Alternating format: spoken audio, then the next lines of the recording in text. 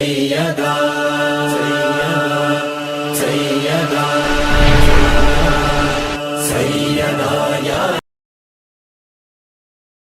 السلام علیکم ورحمۃ اللہ وبرکاتہ۔ خیر مقدم ہے آپ کا فدا نامے میں۔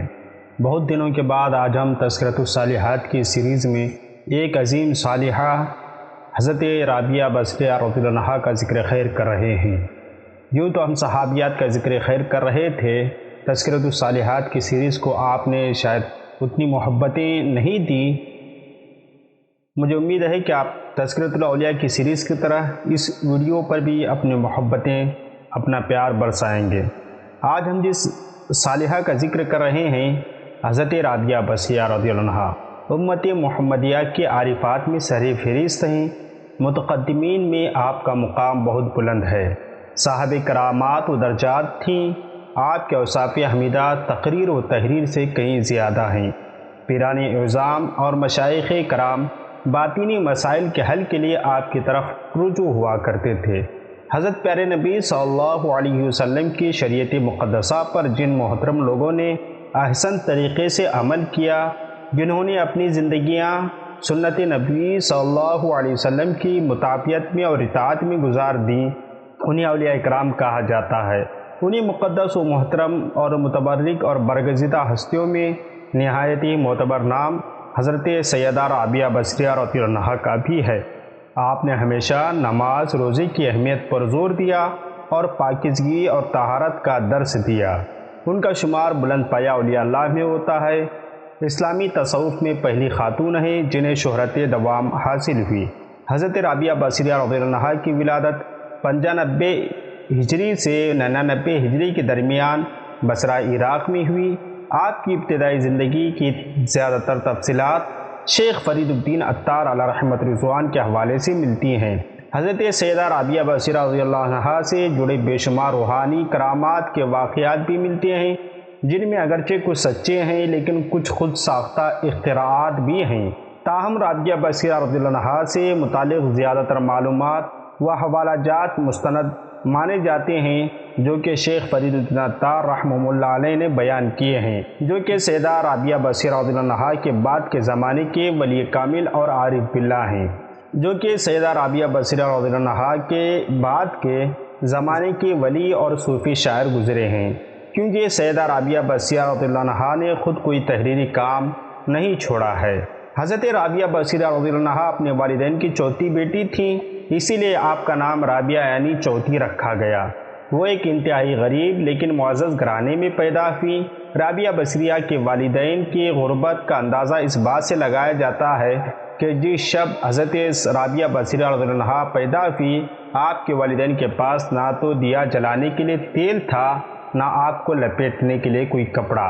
آپ کی والدہ نے اپنے شوہر یعنی آپ کے والد سے درخواست کی کہ پڑوس سے تھوڑا سا تیل لے آئیں تاکہ دیا جلایا جا سکے، لیکن آپ کے والد نے پوری زندگی اپنے خالق حقیقی، معبود حقیقی کے علاوہ کسی کے آگے ہاتھ نہ پھیلایا تھا، لہٰذا وہ پڑوسی کے دروازے تک تو گئے لیکن خالی ہاتھ واپس آ گئے۔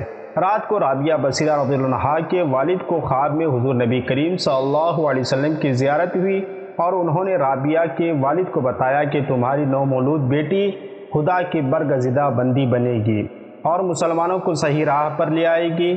تم امیر بصرہ کے پاس جاؤ اور اس کو ہمارا پیغام دو کہ تم ہر روز رات کو 100 دفعہ اور جمعرات کو 400 دفعہ درود شریف کا نذرانہ بھیجتے ہو، لیکن پچھلی جمعرات کو تم نے درود شریف نہیں پڑھا، لہٰذا تم اس کے کفارے کے طور پر 400 دینار بطور کفارہ یہ پیغام دینے والے کو دے دیں۔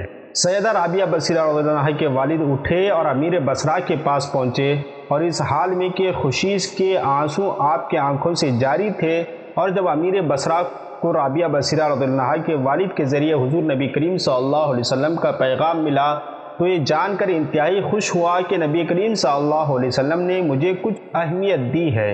اس کے شکرانے کے طور پر فوراً 1000 دینار غربا میں تقسیم کرائے اور 400 دینار حضرت رابعہ بصریہ رضی اللہ عنہا کے والد کو ادا کیے، اور ان سے درخواست کی جب بھی کوئی کسی چیز کی ضرورت محسوس ہو بلا جھجک تشریف لائیں۔ کچھ عرصے بعد حضرت رابعہ بصریہ رحمہ اللہ علیہا کے والد انتقال کر گئے اور بصرہ کو سخت قحط نے اپنی لپیٹ میں لے لیا۔ اس قحط کے دوران آپ یعنی رابعہ بصریہ رضی اللہ عنہا اپنی بہنوں سے بچھڑ گئیں۔ ایک دفعہ حضرت رابعہ بصریہ رضی اللہ عنہا ایک قافلے میں جا رہی تھی کہ قافلے کو ڈاکوؤں نے لوٹ لیا اور ڈاکوؤں کے سرغرا نے رابعہ بصریہ رضی اللہ عنہا کو اپنی تحویل میں لے لیا اور آپ کو لوٹ کے مال کی طرح بازار میں لونڈی بنا کر بیچ دیا۔ آپ کا آقا آپ سے انتہائی سخت محنت و مشقت کا کام لیتا تھا، اس کے باوجود آپ دن میں کام کرتی اور رات بھر عبادت کرتی رہتی اور دن میں بھی زیادہ تر روزے رکھتی۔ اتفاقاً ایک دفعہ حضرت رابعہ بصریہ رضی اللہ عنہا کا آقا آدھی رات کو جاگ گیا اور کسی کی گریہ وزاری کی آواز سن کر دیکھنے چلا کہ رات کی پہر کون اس طرح گریہ وزاری کر رہا ہے۔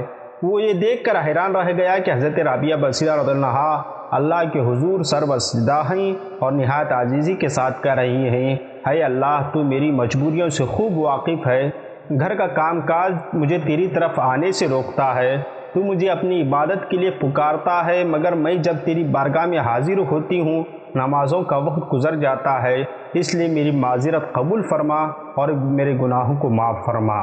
اپنی کنیز کا ایک کلام اور عبادت کا یہ منظر دیکھ کر حضرت رابعہ بصریہ رحمہ اللہ علیہا کا مالک خوف خدا سے لرز گیا اور فیصلہ کیا کہ بجائے اس کے ایسی اللہ والی کنیز سے خدمت کرائی جائے، بہتر یہ ہوگا کہ اس کی خدمت کی جائے۔ صبح ہوتے ہی وہ آپ کی خدمت میں حاضر ہوا اور اپنے فیصلے سے آپ کو آگاہ کیا اور کہا، آج سے آپ میری طرف سے آزاد ہیں، اگر آپ اسی گھر میں قیام کریں تو میری خوش نصیبی ہوگی، وگرنہ آپ اپنی مرضی کے مالک ہیں۔ اگر آپ یہ فیصلہ کرتی ہیں کہ آپ یہاں نہ رہیں گے تو میری بس ایک درخواست ہے کہ میری طرف سے کی جانے والی زیادتوں کو اس ذات کے صدقے معاف کر دیں جس کے آپ راتوں کو جاگ جاگ کر عبادتیں کرتی ہیں۔ حضرت رابعہ بصریہ رضی اللہ عنہا کو بچپن ہی سے قرآن پاک اور بزرگان دین کے اقوال سے لگاؤ تھا۔ وہ انتہائی ذہین و فطین اور شائستہ مہذب خاتون تھی، بچپن ہی سے حرام حلال کی تمیز تھی۔ ایک دن سب گھر والے کھانے کے لیے جمع ہوئے مگر وہ کھانے سے دور رہیں۔ والد نے پوچھا کہ رابعہ تو نے کھانا کیوں نہیں کھاتی؟ انہوں نے غمگین لہجے میں جواب دیا، میں یہ سوچ رہی ہوں کہ یہ کھانا حلال بھی ہے کہ نہیں۔ والد نے کہا، بیٹی کیسی بات ہے، ہم کیوں حرام کھائیں گے؟ انہوں نے فرمایا، اس دنیا میں ہمیں بھوک پر صبر کرنا چاہیے تاکہ آخرت میں آگ پر صبر نہ کرنا پڑے۔ حضرت رابعہ بصریہ کی عمر ابھی تقریباً 5 برس تھی اور والدین دنیا سے رحلت فرما گئے۔ حضرت رابعہ بصریہ رضی اللہ عنہا نے علوم ظاہریہ حاصل کرنے کے لیے کوفہ کا رخ سفر باندھا جو اپنے وقت میں بہت بڑا علمی مرکز تھا۔ وہاں سے انہوں نے پہلے قرآن کریم کو حفظ کیا، اس کے بعد فقہ اور حدیث کی تعلیم مکمل کی اور اتنی مہارت حاصل کی کہ آپ کا آواز سن کر بڑے بڑے محدث اور فقیہ حیران رہ جاتے۔ ان کی بارگاہ معرفت میں بڑے بڑے علماء اور صوفیہ حاضر ہو جاتے تھے۔ ان میں سر فہرست حضرت امام سفیان ثوری رحمہ اللہ علیہ ہیں، جنہیں امیر المومنین فی الحدیث بھی کہا جاتا تھا۔ اس کے علاوہ حضرت مالک بن دینار بھی حضرت رابعہ بصریہ رضی اللہ عنہ سے نہایت عقیدت رکھتے تھے۔ حضرت سفیان ثوری اور حضرت مالک بن دینار رضی اللہ عنہم کا ذکر ہم پہلے ویڈیو میں کر چکے ہیں، آپ ہماری ان ویڈیوز کو بھی ضرور دیکھیں۔ دیگر اہل معرفت اور صحابان تصوف کی طرح حضرت رابعہ بصریہ بھی خدا کے وصل کے متمنی تھیں۔ حضرت رابعہ بصریہ تصوف میں وہ ہستی ہیں جنہوں نے سب سے پہلے حب الہی کو مستقل اور محکم اور مسلک کی صورت میں پیش کیا۔ طبقات الکبریٰ میں درج ہے کہ حضرت رابعہ بصریہ ہر وقت مغموم اور ملول رہا کرتی تھی، انہیں دنیا سے محبت نہیں تھی۔ جب وہ عذاب اور دوزخ کا ذکر سنتی تھی تو دیر تک اس کی دہشت سے خوف سے بے ہوش رہتی تھی، ہوش میں آتی تو توبہ میں مشغول ہو جاتی، ان کی سجدہ گاہ ہمیشہ آنسوؤں سے تر رہا کرتی تھی۔ حضرت رابعہ بصریہ رضی اللہ عنہا بہت کم گفتگو کرتی تھیں، اگر کوئی سوال پوچھ لیتا تو مختصر اور مدلل جواب دیتی تھی، ہر بات میں قرآنی آیات کا حوالہ دیتی اور اکثر آیات قرآنی ہی بیان کرتی۔ جب لوگوں نے اس کی وجہ پوچھی تو انہوں نے فرمایا، انسان جو کچھ بولتا ہے فرشتے اسے لکھتے ہیں، اس لیے قرآن کی آیتوں کے سوا کچھ نہیں بولتی، کہیں میرے منہ سے بری بات نہ نکلے اور جسے فرشتے نوٹ کر لیں۔ حضرت رابعہ بصریہ رضی اللہ عنہا نے کچھ عرصے کے لیے حضور قلب اور اللہ کا قرب پانے کے لیے گوشہ نشینی اختیار کی اور صحراؤں کا رخ کیا۔ وہ دن رات معبود حقیقی کی یاد میں محو گئی۔ تاریخ میں یہ بھی ملتا ہے کہ حضرت خواجہ حسن بصری رضی اللہ عنہ حضرت رابعہ بصریہ رضی اللہ عنہ کے مرشد تھے۔ غربت، نفی اور عشق الہی ان کا ساتھی تھا۔ ان کی کل متاع حیات ایک ٹوٹا ہوا برتن، ایک پرانی دری اور ایک اینٹ تھی جس سے وہ تکیے کا کام بھی لیتی تھیں۔ وہ تمام رات عبادت و ریاضت میں گزار دیتی تھی اور اس خوف سے نہیں سوتی تھی کہ کہیں عشق الہی سے دور نہ ہو جاؤں۔ جیسے جیسے حضرت رابعہ بصریہ رضی اللہ عنہا کی شہرت بڑھتی گئی، آپ کے معتقدین کی تعداد میں بھی اضافہ ہوتا گیا۔ آپ نے اپنے وقت کے جید علماء، محدثین اور فقہاء سے مباحثوں میں حصہ لیا۔ حضرت رابعہ بصریہ رضی اللہ عنہا کی بارگاہ میں بڑے بڑے علماء نیاز مندی کے ساتھ حاضر ہوا کرتے تھے۔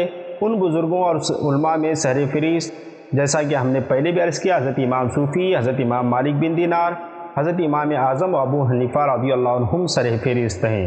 حضرت رابعہ بصریہ رضی اللہ عنہا کو شادی کے لیے کئی پیغامات آئے ہیں، جن میں سے ایک پیغام امیر بصرہ کا بھی تھا، لیکن آپ نے تمام پیغامات رد کر دیے، کیونکہ آپ کے پاس سوائے اپنے پروردگار کے اور کسی چیز کے لیے وقت نہ تھا اور نہ ہی کسی کی طلب تھی۔